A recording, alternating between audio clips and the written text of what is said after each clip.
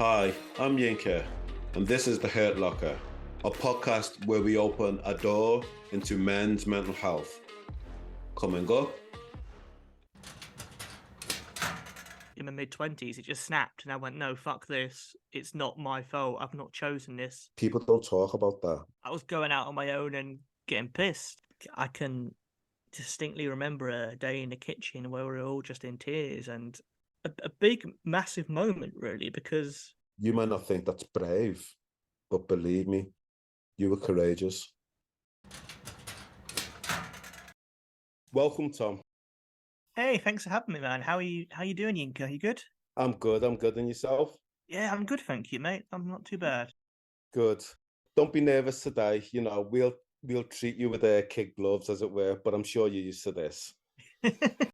I'm a bit worried how much this is going to be like a therapy session that everyone can hear. It's not going to be a therapy session. I just want you to be your authentic self, okay? Cool. You talk about things, as simple as that. You talk about things that impact a significant part of the population, but we don't seem to talk about it in any great detail. People just trudge along in society. For me, what I wanted to ask is, what does poverty mean to you? It means kind of being born in a situation that you feel like you're trapped in and you can't really escape it, even though you tick all the boxes and do all the tasks that were set out to you as a kid. You do all that shit and you feel like, right, okay, I should be on level 10 of the video game now. I've done all the tasks, I've got all the coins, I've jumped through all the loopholes. But then you feel like at times you're still right at the bottom of the rung, despite working your ass off, frankly. And then there's people at the top who just kind of, cross their arms and go, well, maybe you should work harder. And you're like, mate, I've worked my whole fucking life. Just checking, I'm allowed to swear on this, right? Yes. Brilliant. When did you realize you were poor? Probably when I was about 6 or 7. People think of money as being something that doesn't really impact kids, as if like you grow up and you don't realize these things. And I think a lot of parents try to hide like poverty or money troubles from their kids, but when you hear your parents arguing because one of them spent a fiver on something, and when you see the differences between you and other kids at school, it's really hard not to pick up on it, to be honest. And how did that impact you? I think probably I didn't realize it massively at the time, but it probably really kicked my self-esteem in, to be honest. Like, I was always a very shy, quiet, awkward kid, and I think a lot of that just came from knowing that we didn't have all the stuff other families had or other kids had, and not wanting to draw attention to that. So I just didn't want to interact with people because I was always worried that schools it's cruel when you're a kid, and people will, like, we know as adults how you should react to people who are different and how you should be understanding and how you should be kind and decent. But at school, if you're the only kid who can't afford Yu-Gi-Oh cards, which I couldn't afford, then you're, oh, he's that loser who's not got any Yu-Gi-Oh cards. It's as simple as that. It's as cutthroat as, yeah, he's the odd one who's not got that. Kids don't think of, oh yeah, maybe it's something to do with the socio-economic background of his parents. Kids, like, they have no knowledge of that whatsoever. You're just a weird one who doesn't fit in. That feels quite powerful and at the same time emotive, in the sense that from an early age you were able to pick up on all those unspoken words, unspoken signals. Well, I wouldn't use the same terminology when I was a kid. No, obviously, but there was something, a gut instinct, which kind of played out, which impacted on the way that you interacted with others. Yeah, well, it's kind of mad thinking back now, but like literally, when I was 6 or 7, I knew that I had cousins who would go to Disneyland and mum and dad would just go, oh, we can't afford it. And so from such a young age, you're aware that, okay, there's stuff we we can't afford that other people can afford. And you just kind of know that, and you're brought up with all these lessons around you that are taught by your parents, like, don't waste food and be careful with money, and you got to look after your clothes because it's expensive to replace the clothes. So you got to look after your clothes, look after your toys, and it all does often come down to the financial side because Again, that feels a massive responsibility to shoulder at such a tender age. And I'm wondering, within all of that, what does reflecting back now, what does childhood mean to you? I mean, it was. I'm very lucky in that I did have a nice childhood. I had parents who stayed together, who were still together because they loved each other very much. I had a brother who was kind of, would look after me. Had mates at school, so I've always been aware that like I didn't have the shittest childhood. There's always people who are worse off financially. There's people who are worse off whether they had abusive parents or whatever. So I'm always stressed that all the time. But I do think that when your parents can't hide the financial side of stuff, it does kind of make you grow up a bit quicker. And I probably was a bit maturer than other kids, like going through school. I'd always have my head on and be like, right, we've got a. I didn't give a shit about really making friends at school, or like I did make friends, I had friends, but it wasn't. I didn't care. I didn't go to a single party at school. I didn't go to any house parties. I didn't really drink underage, any of that stuff. Because all through my schooling, I was like, well, we've got to work hard to get good grades, to hopefully get a good job, to look after your family. And looking back, it's kind of mad, really, that my head was so screwed on to working towards that thing, literally from when I was learning to write and read. That was what my aim has always been. I've got to get a good job, get money, and look after my parents. Culturally, that makes me think of a lot of overseas students who I encounter and work with, whereby they feel as if their role, their responsibility is to do well, succeed, so that they can, as it were, pay back to their parents Yeah. for their upbringing and that. And that work ethic was instilled in you from such a young age.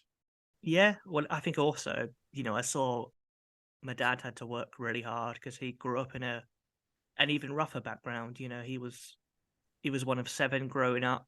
Their mum walked out when he was a toddler, so he had to get a job at 12 to look after his family, and he's always worked hard throughout his life. And so I just had that role model, I suppose, and I guess I just wanted to partly emulate that, but also to make things better for my parents. Like I'm still chasing that. I'm still going. I need to earn enough money so they don't have to worry about money. But the way that things have turned out, it's like you're running on a treadmill sometimes, to be honest, and you feel like you're getting to the place where okay, cool, we can maybe relax, and then something else hits you, and suddenly you're like, oh fuck, that's another thing to worry about. Whether it's a recession, a cost of living crisis, whatever name they want to give it, all it means to the people at the bottom is that shit's got worse for you. That's all it is, and they can dress it up or say whatever they want, but really, it's just like, okay, I thought I was higher up this mountain, and now you've knocked me down.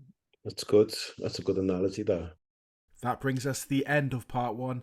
Join us after this short break for part two as Yinka delves deeper into Tom's Hurt Locker.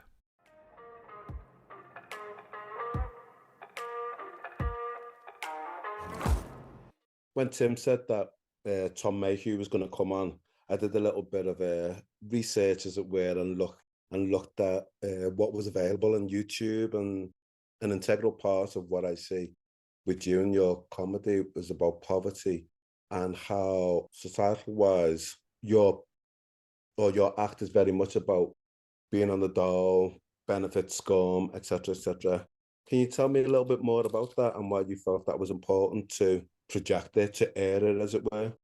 I think the main reason was the fact that the image that society sees of people on benefits or in extreme poverty or people who are out of work, unemployed, whatever phrase people use, is that those people are just there because they're lazy or they're scroungers or they're stupid or any of the above, perhaps added together. And throughout my life, I left school at 18 in 2010, and that was when there was a big aftermath of the recession. So there was lots of youth unemployment, and I had family members who would say to me, "Oh, you can't find a job because you're lazy. You're not trying hard enough." And I was like, "You're supposed to love me, and you're saying this shit to me. Do you know what I mean?" And it's because they've bought into this negative stereotyping from the media. And after I'd left school, so my dad had to stop working because he's got cancer and he's not fit to work. And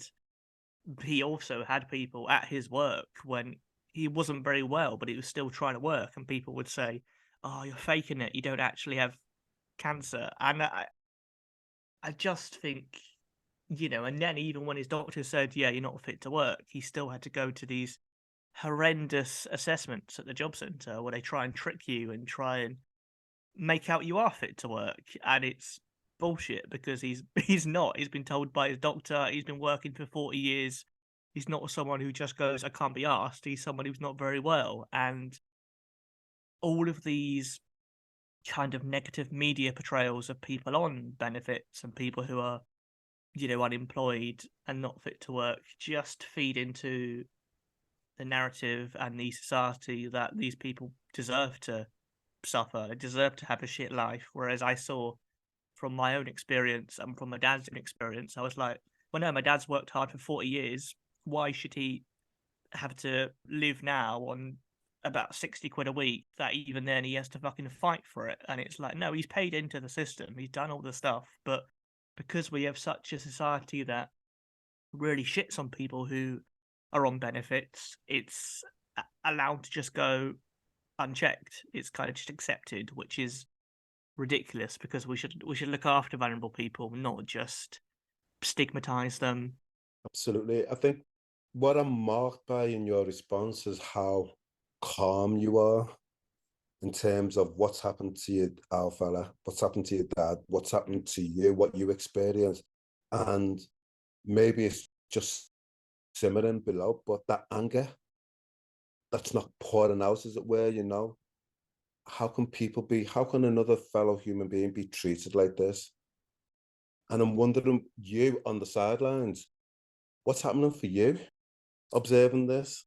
Yeah, I mean the anger's there. The anger is definitely still there, but I think it's that mad thing really about being working class or benefit class, whatever bracket people fall in. You just get used to shit. You get used to having shit happen and kind of shrugging your shoulders and going, "Oh well, we plod on." That's what you're used to from the day you're fucking born. You just go, "Yeah, it's shit for us, but we keep going." And that's, you have to tell yourself that we just shrug our shoulders and continue, because otherwise you'd go insane. Like, I remember when my dad told me he was having chemo once, and he just said, "Oh, it's all right. At least I won't have to shave for a while."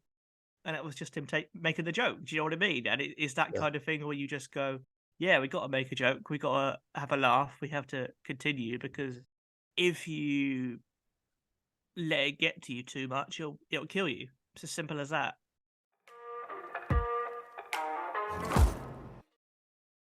I mean, there have been points in my life where I've been fundamentally depressed and really, really down because of financial situations and the state of society and the state of the world. But I think ultimately, like, there's only so much you can do to change the world as one person. Okay. Is that why then that is a cornerstone, that the benefit side of things, the working class roots, is a cornerstone of your routine? Because you're talking about the lived experiences, and it's important not to hide away from that.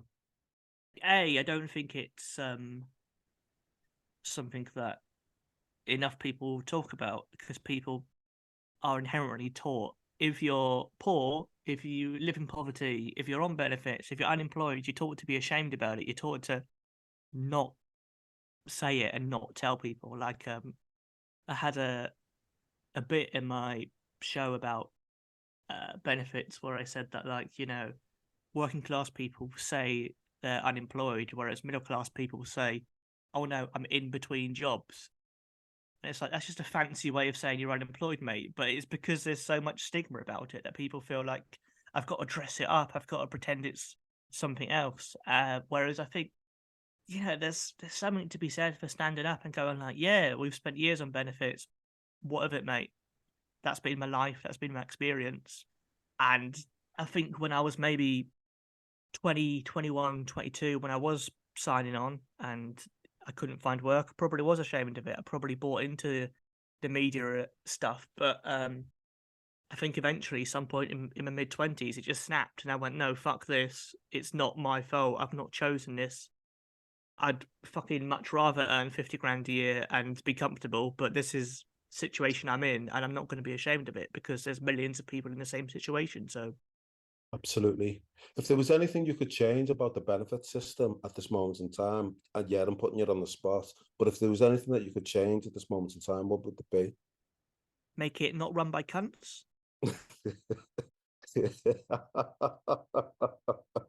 I'm not going to disagree with you.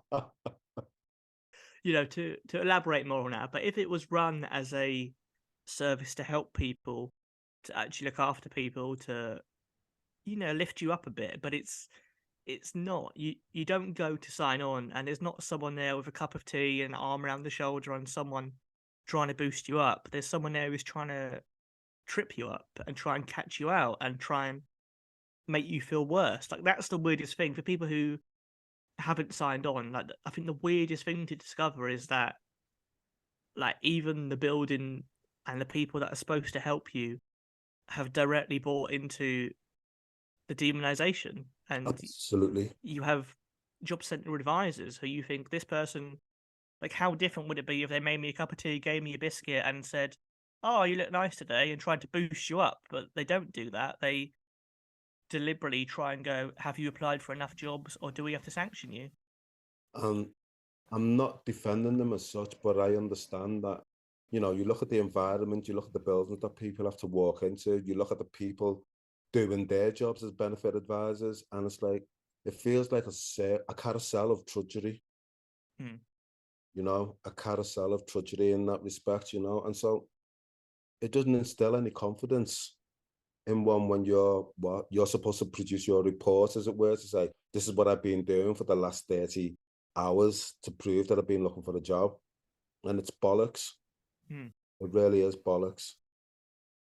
Like, I know in my stand-up, I'm very anti the advisors and go, they're all horrible. And it's not because I feel like they're evil people. Like, as you say, Yinka, I do think they're people who are there who the advisors have to do a job, and part of their job, depressingly, does involve them having to be horrible. And it's the horrible state of capitalism that they are scared of not being horrible, otherwise they will lose their job. But the worst thing about it is how when you sign on, you do feel like a number. Like, my job center advisor, I speak about it in my stand-up. I was going there for 6 months and she didn't know my name. She would just look down at a piece of paper, read it out, and she'd occasionally get it wrong. She didn't even know my name, and that's just really dehumanizing. I don't think she even apologized for not knowing my name when she realized the mistake. And it's just like, mate, I'm a human being. I know your name, and it's not too hard for you at least to maybe know my name, maybe get to know me, maybe say, how are you? Because they don't do that. They always go, how's your job search going? There's no how are you. There's no attempt to find out about the human and to try and treat you like a human. It's just, how's your job search going? I only care about you as a job seeker, not as a human being. And in terms of mental health, there is nothing that made me more depressed than the job center. Like, all the shit I've been through with my dad having cancer, with times where I've had literally no money in the bank. Like, there was times when I signed on and they were trying to make me do this thing called workfare, which is no longer a thing, because it basically involved forcing people to work for 40 hours a week or you lose your benefits. So they wanted to force you to work for 40 hours a week to earn £51 a week, which I fucking refused to do just because I've just got more self-respect than that, and I refused to do it. And I I stopped signing on for 6 months because you had to stop signing on for 6 months to reset your job centre application and get it back to normal. And so you could go back to just signing on without the workfare thing. And I had no money for 6 months, but that was less depressing than signing on, because signing on is you being opposite a human being who makes you feel like you're less than them, when really you should have much more in common with them than you do with the politicians and with the people high up, because you're like, mate, you can't be earning much more than my family earns, so why is there not a bit of class solidarity here? Why is there not a bit of respect and decency? But there isn't, and yeah, it makes you feel so shit. But in a roundabout way, that's kind of why I wanted to write comedy about it, because I think really interesting art is taking the lowest of the low and the shittest moment and turning it into something that can make people smile and make people laugh. And I think that's something I always strive to do. And I think you do it very well, if I'm being perfectly honest. Thanks, man. And I'd like to hear more. In fact, I'd like you to be more hard hitting as well. The absurdity of it all. Can I just touch on a couple of things? You've mentioned about the experience in of itself and depression and all that. Talk to me a little bit about your depression. Well, it goes in sort of waves, really. Like the first time I was depressed was probably when I first signed on, but I didn't really know what it was when I first signed on. I thought I was just miserable because I was in a miserable situation. And since then, I've had sort of depression for other reasons, like either through, one of my mates passed away when I was 20, and that made me really depressed for quite a long time. But generally, like the past 10 years of my depression it's directly linked often to either my work situation or my financial situation. And that's something I feel like is not talked about enough, because people do, whenever they talk about mental health on the UK in the news, like it feels like they talk about it as a separate thing from poverty, and they just go, mental health, people could get antidepressants or speak to therapists or go for a walk or get a pet dog or whatever shit they come up with. And I just want to see someone on the news going like, there's loads of people depressed, and part of the reason is because loads of people are fucking skint. But that stuff's never said, even though, like, genuinely there's times where I can sort of pinpoint when there is a direct correlation between my mental health and my financial situation. Like, Absolutely.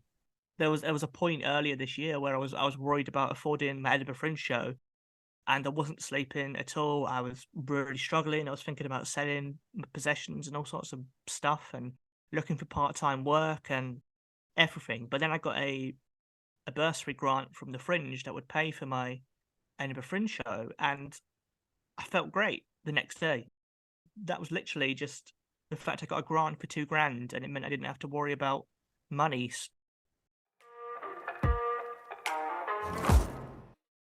I'm going to push you a little bit here. You mentioned about losing a friend when you were 20. Mm-hmm. Can I ask how your friend passed away? It's okay if you don't want to talk about it.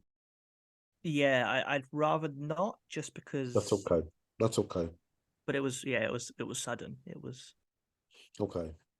And again, I will say, and I will ask, you went through a bout of depression as a result of that, and that stayed with you for some time. What got you through? Partly my family and partly my friend's family, really. Like, I can distinctly remember a day in the kitchen where we were all just in tears, and it was his mum saying to me, "You need to survive." And that's the first time I was like, oh shit, someone notices that's how I've been thinking, that's how I've been feeling.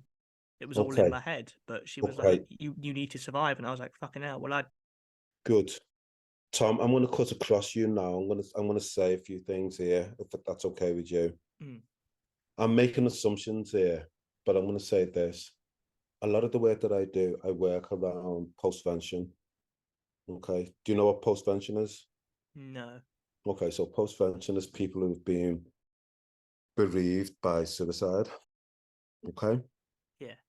And one of the things that happens within all of that is that when somebody's being bereaved by suicide, they become part of a high risk group whereby they are 80 to 300% more susceptible to suicide as a result.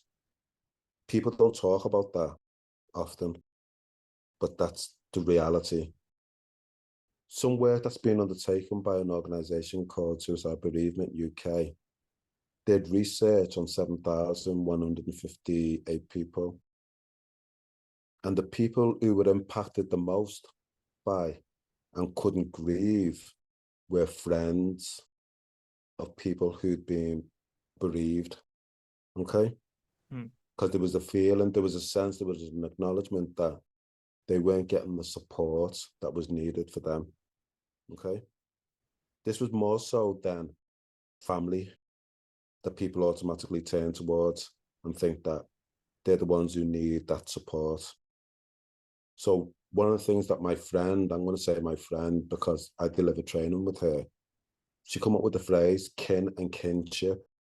What we realize and recognize is that, yeah, people say the phrase blood is thicker than water, but often it's the kinship which are the closest bonds, you know, and they're the people who end up being disenfranchised in terms of getting support through difficult moments.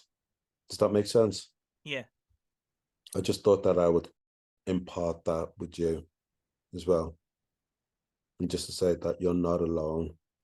I hope I haven't made too many assumptions here.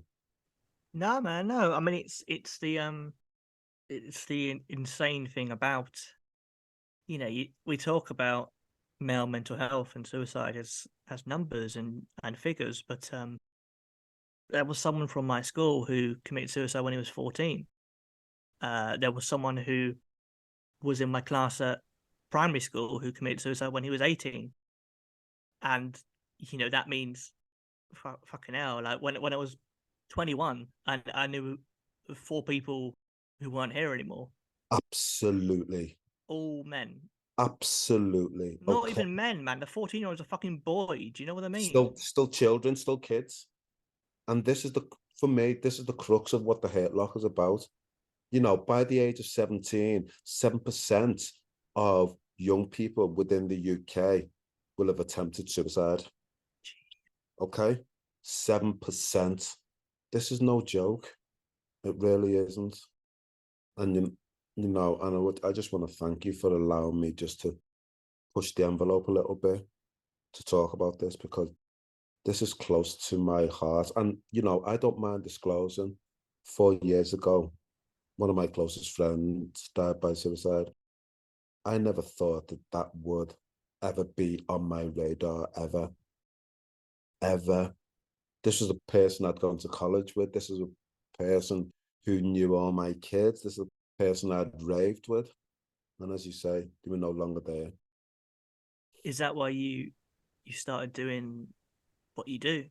I had started before then. I'd actually started before then, if I'm being perfectly honest. So to talk from, like yourself, lived experiences, I had insights. I really, really did.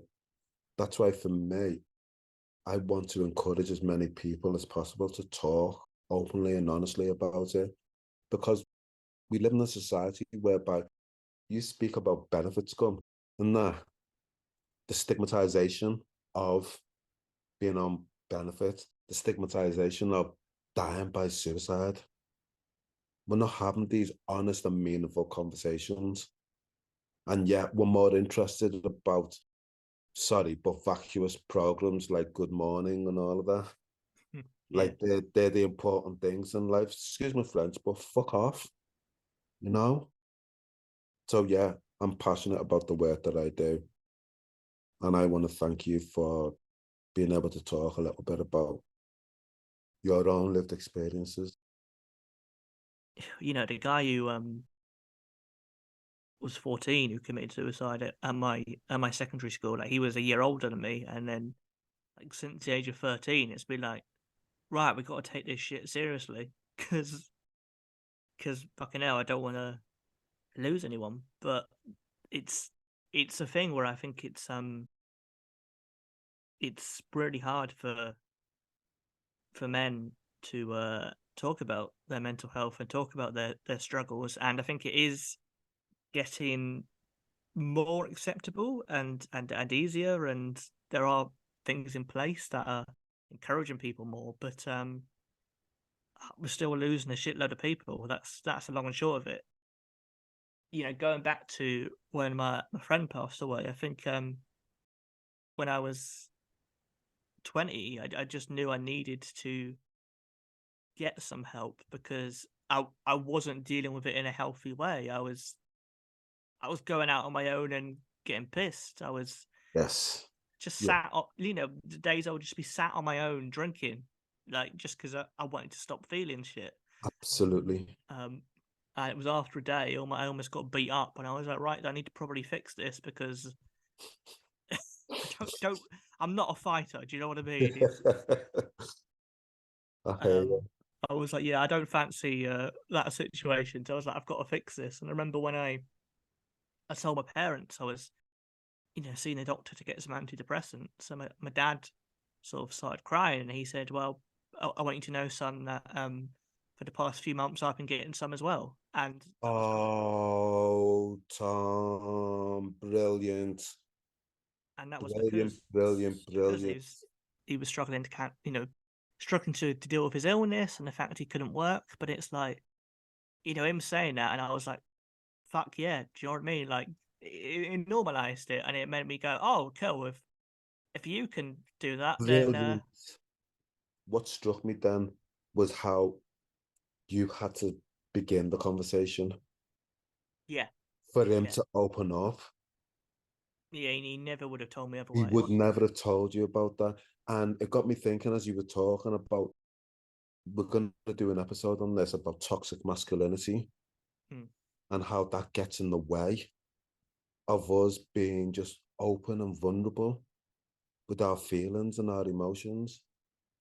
But you show bravery yourself just by being able to talk to your father and let him know where you're at. You might not think that's brave, but believe me, you were courageous. Cheers, man. Thank you. It's a thing, like, in terms of toxic masculinity. I saw it with my dad quite a lot growing up. He was never someone who would talk about emotions or particularly be emotional. He was all very much a big, strong leader, and that was his job, that was his role. But then my mum had thyroid cancer when I was about 14. Luckily, she's all fine now. It's all good, which is thank fuck. But that was the first time I saw my dad cry, when I was 14. And I think since then, he's been much more emotional and much more open and much more chatty about anything. Someone will go, how are you? And he'll go, oh yeah, I'm a bit shit. I've got an operation coming up, blah, blah, blah, blah. And you can't really stop him talking about this stuff that 20 years ago he'd never mentioned. And now it's like, God, Dad, you're going to write a book about it? Fucking hell, mate. But that was, that would have been when I was 14. He would have been in his mid-40s. And that was the first time he kind of learned to open up. So I think it's never too late to change and to realize that, fuck, I don't have to live this way. I can talk about what I'm feeling. Absolutely. But that must have struck a chord with you, though, to see this man. At the beginning, when you introduced him and you spoke about him, I was going to ask, is he one of your heroes growing up as a child and all that? Yeah, definitely. And then I'm thinking to myself, when you see him in his mid-40s crying and he's showing you those emotions, what are you thinking? What are you feeling? Does it give you permission to be your authentic self? Yeah, I think so. It's kind of it's one of those moments in my mind that I can still picture it. I can picture where mum and dad was sat on the sofa and she put her arm around him and he was just crying onto her shoulder, and it was like, fuck, mum's being the strong one here. And it was a big, massive moment, really, because if I hadn't seen that, then I don't know, I might have felt like you have to always bottle stuff up and always be like he'd been, and always be the no talking, I'm always fine, keep going, keep heading straight on kind of bloke. Because he was, he was very much a traditional working class man born in the 60s, where I'm quite sure if, frankly, if someone from that generation started talking about their feelings, they'd probably get called a puff and told to fuck off. It's as simple as that, really, growing up, especially with 5 brothers. I don't think they'd be allowed to do that. Oh, I should qualify. I'm allowed to say the word puff because I'm an LGBT person, just in case anyone listening suddenly thinks, fuck, we liked him and now he's turned into a bigot. It's fine.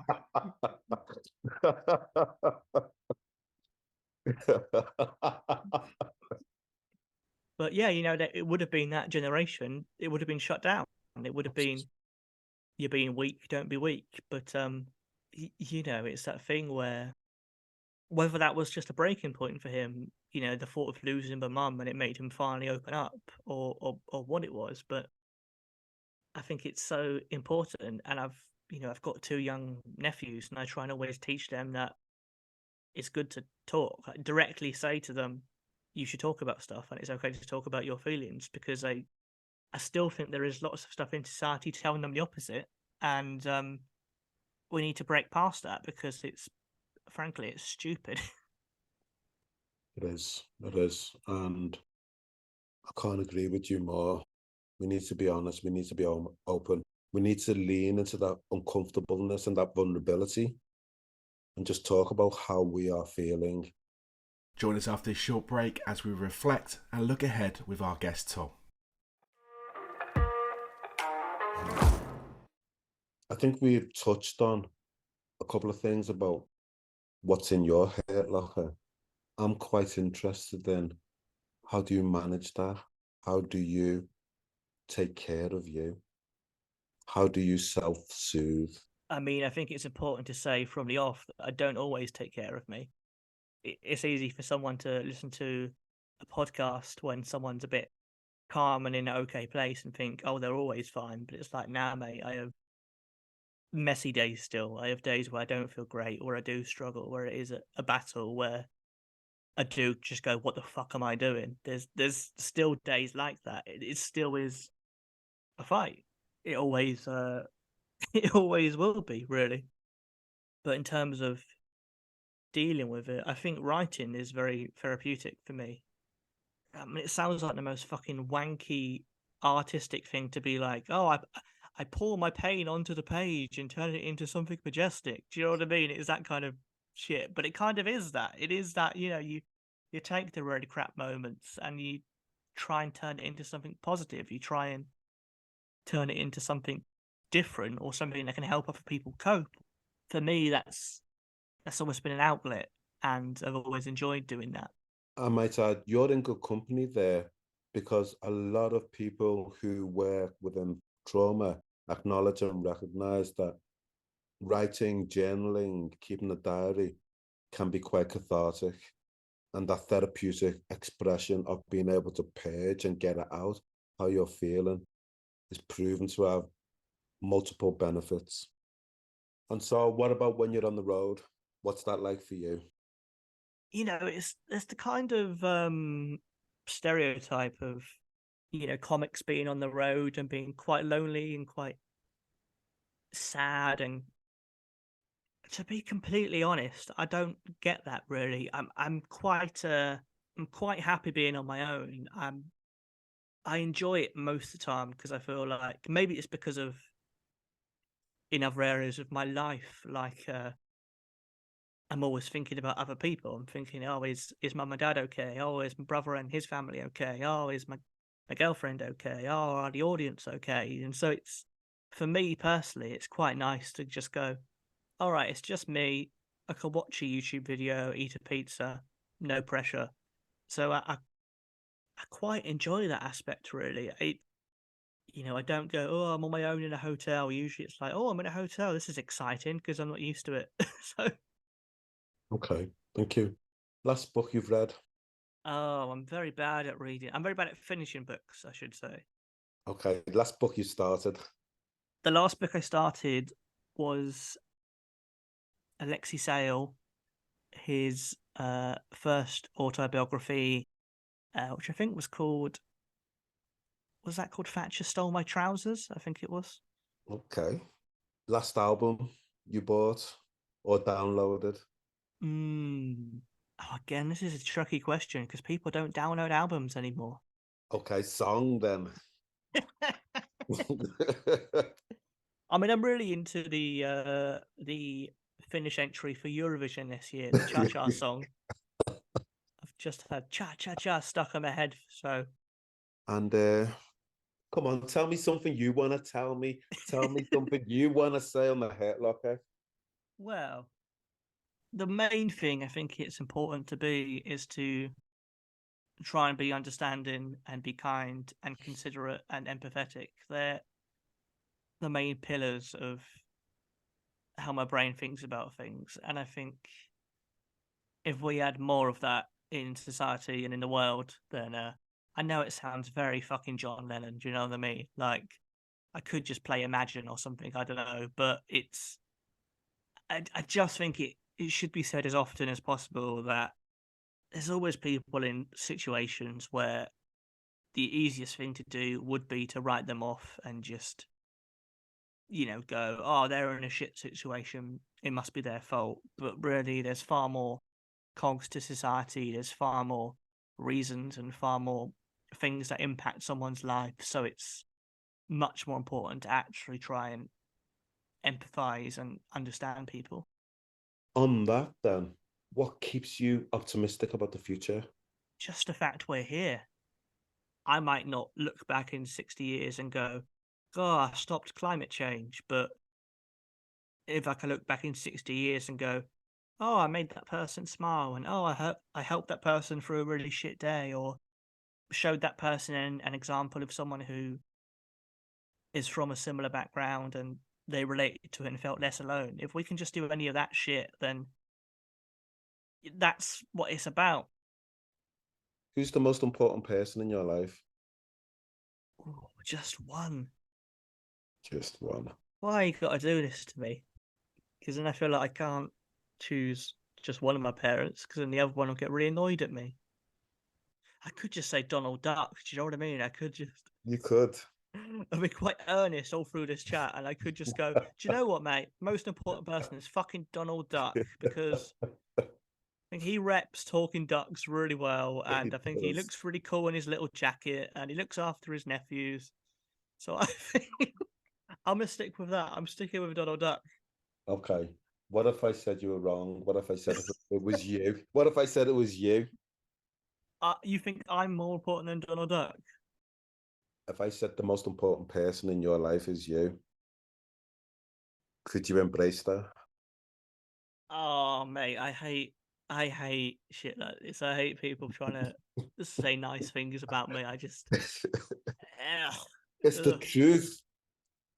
Well, I mean, it's subjective. Do you know what I mean? Some people would say me, others would say Donald Duck. I think it's maybe it comes from, you don't ever want to believe any of your own hype, otherwise you worry that your head will go up your own ass. So I'm always just like, nah, mate. I appreciate you saying that, mate. Means a lot. I won't let any of it sink in. Tom Mayhew, thank you for allowing us to see into your Hurt Locker. Thank you very much for having a look. Thanks for listening to this episode of The Hurt Locker. Please give us a rating or share with another listener. You can also follow us on Instagram and Facebook at The Hurt Locker Pod.